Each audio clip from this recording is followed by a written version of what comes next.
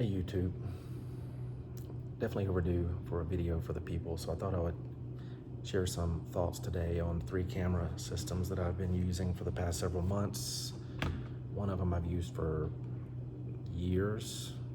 It's kind of a dead giveaway, so it's probably in the title, so we're not going to have the whole reveal, but we'll go through them one by one. One of the cameras is the X100V, a classic, great camera.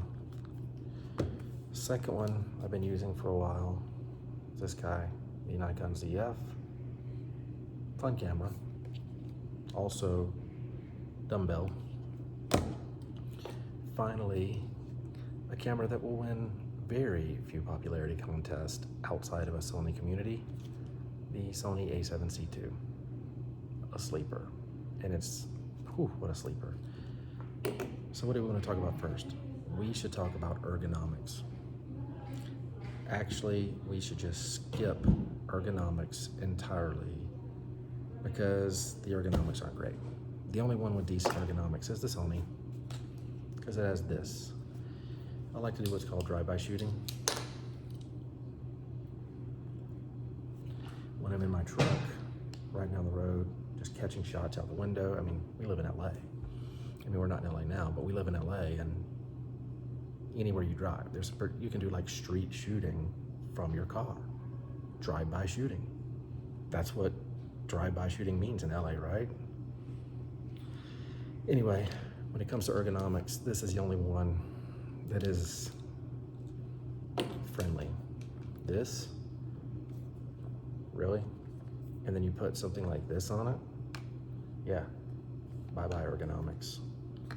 And the Fuji,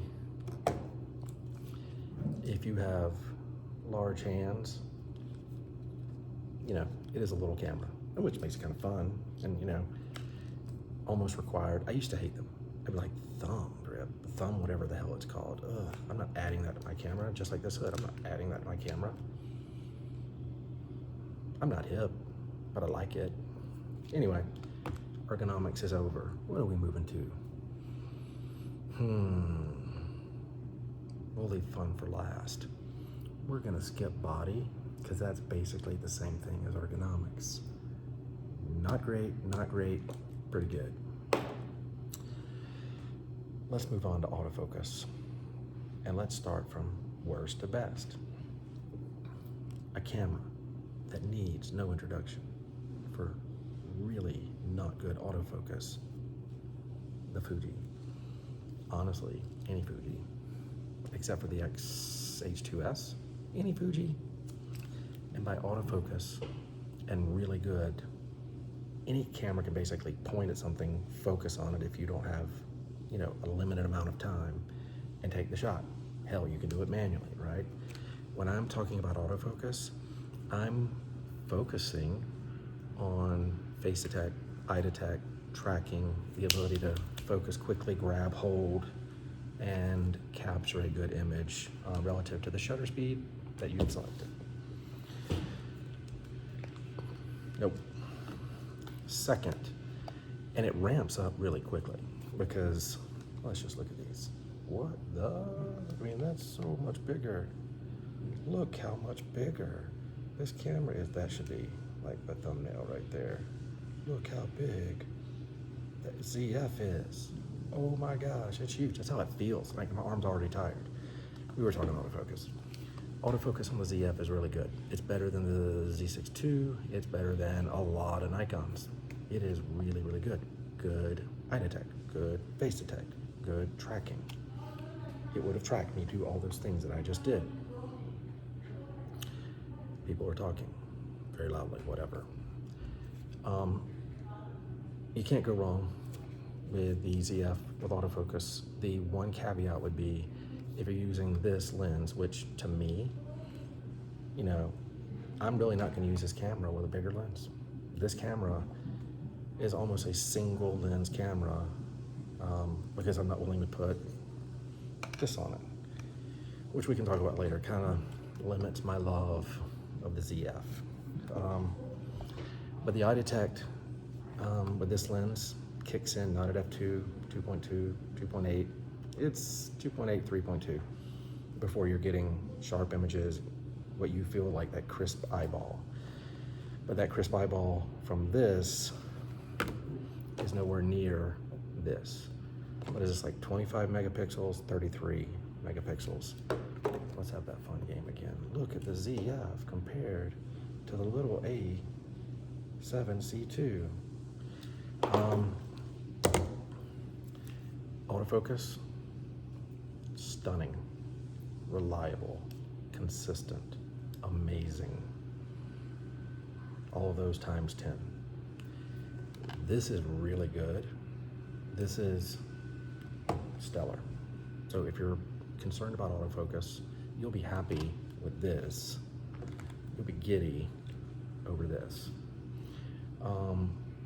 One thing that I want to plug is just like when my autofocus options with this, where I can hit the top button and I have an AF on, and neither one of those are like friendly, because the way you're holding it, it's like you're cramped.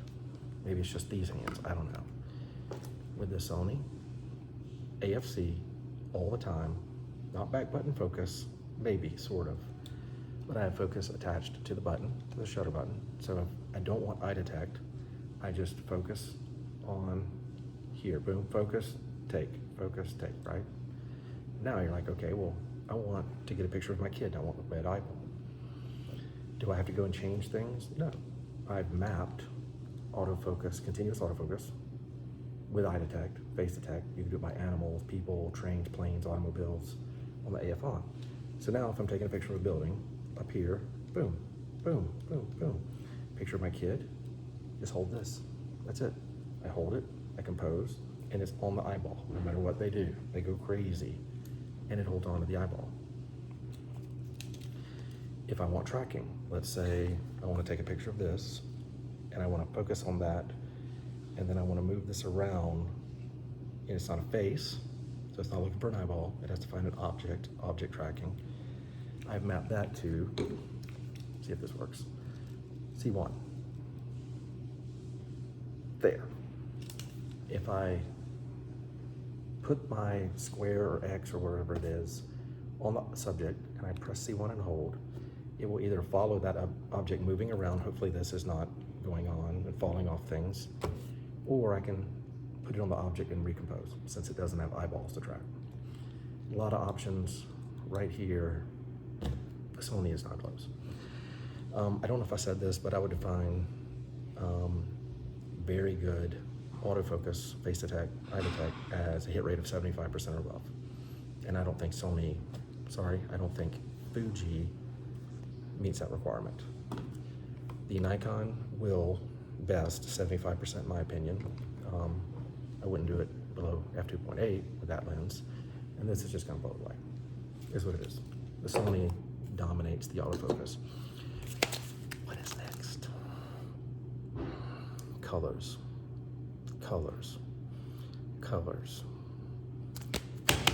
This is gonna be interesting. So we're gonna rate this segment from worst to best, or worst to best, depending on whatever. And this may trigger some comments, it may not. Worst colors coming in from the side of the screen, maybe the top. Pause for effect. Worst colors. The Fuji. How do I define colors? Accuracy. Colors, to me, amazing colors are not cool. Amazing colors are amazing. Reds look red. Yellows look yellow. Greens look green. Blues look blues. Pinks look pinks. Now, there's a component that we can talk about, that this is an APS-C camera, less dynamic range than the other cameras, which puts it at a disadvantage when it comes to color retention and bright lights. But at the end of the day, when I shoot this side by side, I mean, these guys were just eating through batteries the other day. I was comparing them so much because I'm like, which one do I keep? Which one? This is so much fun. So is this. The colors of the Fuji were consistently worse. Not that they weren't cool, they just weren't as good. And if I pointed to a bright scene, let's see if I can pull this off with a mirror. If I take a picture of a bright scene like that, The Nikon blew the Fuji away. The Fuji was like, so much light, I have to show some light. And the Nikon was like, look at the shadows, look at the transitions. I handled it so well. Yeah, dynamic range, whatever it is. Colors, we were talking about colors. The Fuji is the loser. This red is not red with Fuji. You have to work to make it red. Like going through the sims, setting it to, what is it? Color chrome effect, strong, makes the reds look much better. Still not better than the other two. What the hell is going on? Sony just beat the Fuji in colors. That is not possible.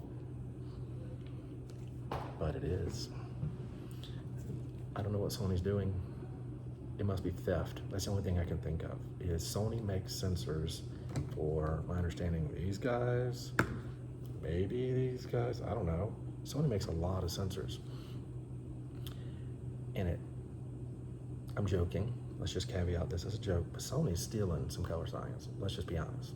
Nikon, Canon, color science, they be stealing, because this is really, really good. The A7 IV was the first time I enjoyed the colors from a Sony body. The A7 III, I would have tossed, where's it at? In that lake, right into it. The colors are not good. In Lightroom, I couldn't get them to where I wanted them.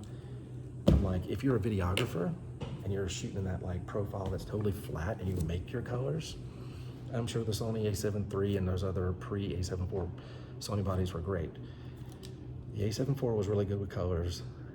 It's even better. It's not like measurably better, but your lawns are less yellow when they're actually green. Your lawns are green instead of yellow, more so than with the A7 IV with the A7 C2. There are color profiles. Let's see if I can pull those up. We have SH, so descriptive. SH is fun, it's bright, like very well exposed. We have ST, assuming that's standard, and we're not gonna go through all of these. We have FL, NT, all this stuff. Ironically, there's one that's kind of similar to classic chrome, but it's not. The blues aren't the same, but it's like a fun, creative look for the Sony. But aside from that, I recently shot a family picture at Mother's Day with this camera, with this lens. It was one take. I took it, raised the shadows, done. All the colors were nice. This hat with this camera, it's red. It's red. This is a softer, deeper, maroonish red. We won't go down that path anymore. Fuji's number 3, Sony's number 2. Anybody want to guess? Number 1? Any ideas? There's only one left. Nikon. Again, like I said, when I define colors, I'm not talking about cool, classic negative, classic chrome, warm classic chrome. I'm talking about accurate reds, blues, yellows, greens. This iPhone is doing a really good job. Damn if that's not a good red and yellow. Whatever. Color contest is no contest. Nikon. We've known for years. The Nikon colors are exactly what you almost see. When I was shooting that scene yesterday out there with the trees and the pine trees and the lake and all the beautiful greenery and all that fun stuff, I was shooting the ZF next to the 100. That wasn't the 100. This is a 100. I was shooting these side by side, right? And, you know, it goes back to, can't handle a lot of light. Feels like it overexposes in images. There's not shadows where there should be shadows. The greens are kind of faded. This is like beautiful greens, beautiful browns, beautiful transitions from shadows to not shadows. If there's one thing I've noticed about this Nikon, is more than any other camera, it likes shadows. You know what, can we talk about that? No, we're gonna talk about that in the next section. So anyway, is what it is. The color, not cool, but accurate color competition goes to your Nikon. What's next? Dynamic range. So I know you're recovering, some of you, from Fuji losing the color battle, so we're gonna go ahead and let you know that they also lost the dynamic range battle, but it's not a fair fight, because you got full frame, little not full frame, not full frame. If you shoot this next to, especially the Nikon, you would almost want to toss this in a lake, because you're like, dude, let there be shadows. And maybe, I'm sure you could crank up the shadows or whatever, but I'm just comparing these as they shoot, standard metering. I'm not working my ass off to make it give me like what this can do out the gate. What this can do out the gate. So dynamic range, Fuji's out, number 3. Dynamic range, this is hard. This is so hard. I want to say that I feel like I get better dynamic range from the Sony, but you need to keep watching before you leave a comment. But this reminds me of the D7500. I don't know if anyone ever shot that. I'll never forget the first time I took a picture off of like a front porch with a D7500, and there's like the blue sky. This was in Florida.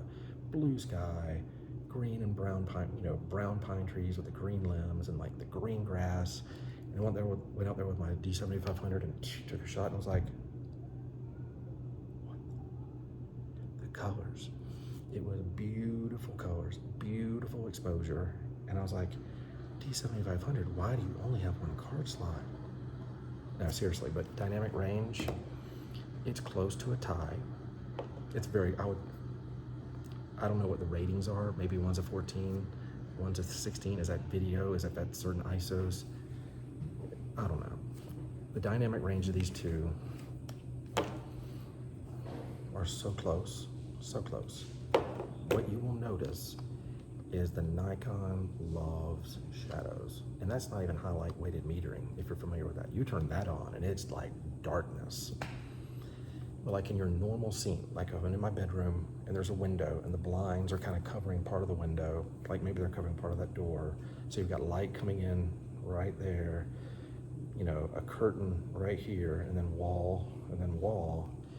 If I shoot that with a Sony, it's like, it lights up. I can't handle, I can't give you the shadows that you want. Maybe if you shadow plus 11, this will almost meter it as you see it. And this, when you take the picture, you're like, am I on highlight weighted metering? Because it's giving me a lot of shadows. And if I take a picture with this right now, even example, here we go. I don't know if you can see this. Look at that. It loves shadows. Now let's do it with I wasn't planning on this. Let's see here. I'm in like some funky mode. No, that's standard. Damn. See? Let's see if I can pull this off. I have no idea. But look at that. See how the Sony wants to give you, kind of light up the scene a little bit more? There's no exposure compensation going on. Like, I'll double check. Let's do here. 0. I don't shoot with the active, whatever it's called. What is this called? The where is it? I don't even have it in my shortcuts. The active lighting, de-lighting, whatever. I don't use it. I don't want more shadows.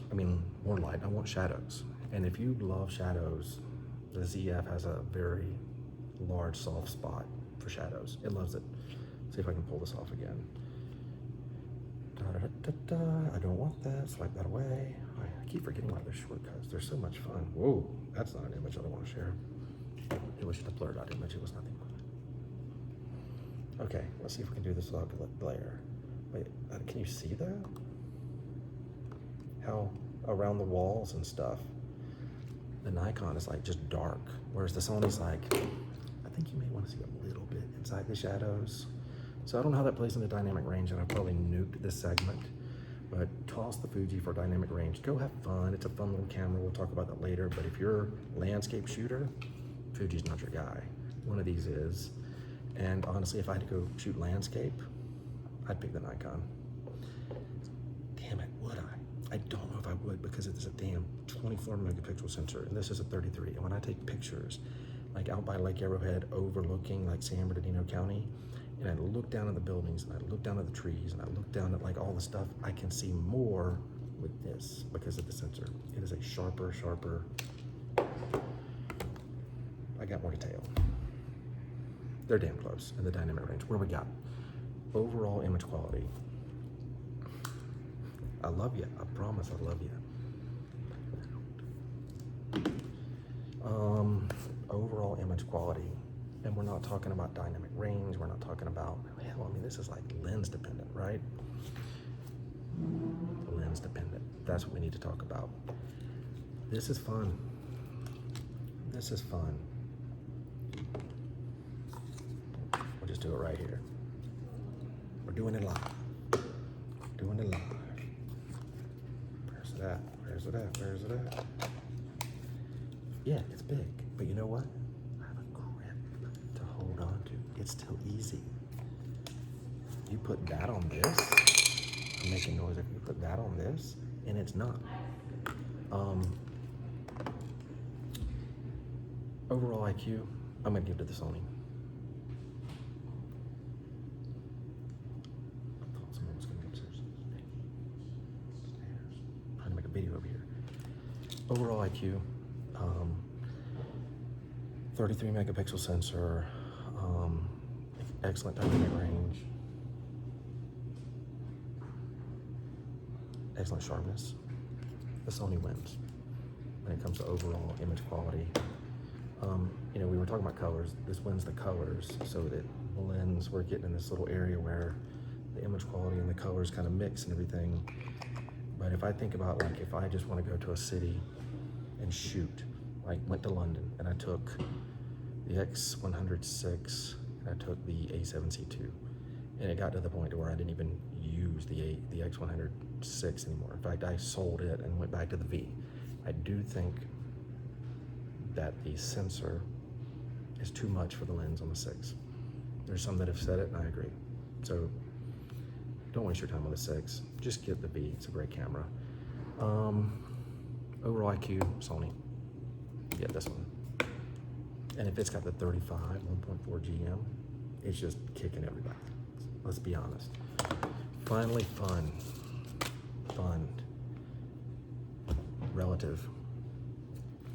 This with this lens, it's fun. It's cool. Hey, is that a film camera? What the hell is that? It's so cool. Like, it's fun. It really is. It is. But once you shoot this next to this and this, fun becomes relative, because this is super fun, and this can fit anywhere. Like, this fits in a little section of my truck. This doesn't fit anywhere without breaking the lens. I think that Fuji is probably one of the most fun cameras. I really do. Here's the problem. Once you shoot all 3 of these, and these 2 are sitting in your bag,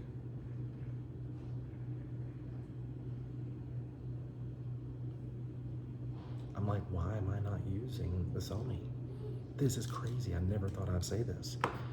I was looking through images last night because I was trying to decide, am I going to sell this guy or this guy? Because I can usually keep 2. I have a budget for about 2. I was going to keep one of these. Love the V, love the ZF. But the more images I looked at that I took with the ZF are images that I wish I took with the Sony. Images of my kids, images of the pets, images of family, and images of landscape. And what I found is that no matter how hard I work with this, I like my images better with this. So that's my feedback. If you have any questions about any of the cameras, I'm happy to help. Going back, I don't know if there's anything else to say. They're all amazing cameras. Unless you're talking about autofocus on the Fuji, then it's not amazing. I can't resist. Please don't hate me for ranking Fuji colors last. They are very cool. They're hip, they're amazing. Coolness, but I like red and yellow. So anyway, hope this helps. If you have any questions, you know what to do. Thank you very much. See you later.